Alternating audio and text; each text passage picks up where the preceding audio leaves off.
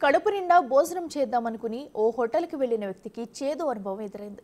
తాను తింటున్న భోజనంలో పురుగు ప్రత్యక్షమైంది. వంకాయ కూరలో బొంత పురుగు రావడంతో భోజనాన్ని మధ్యలోనే పడేశాడు ఆ వ్యక్తి. లంగర్ హౌస్ సురభి హోటల్లో భోజనం చేసిన వ్యక్తికి ఈ ఘటన ఎదురైంది. దీంతో ఆ కస్టమర్ హోటల్ యాజమాన్యంను నిలదీగా పొరపాటున వచ్చిందని సర్ది చెప్పి అతను పంపించేశారు.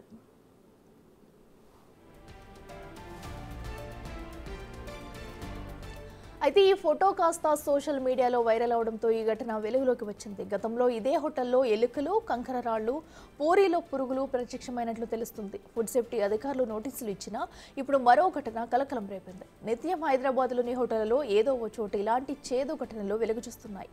ఇప్పటికైనా అధికారులు స్పందించి ఇలాంటి ఘటనలు పునరావృతం కాకుండా చర్యలు తీసుకోవాలంటున్నారు ప్రజలు.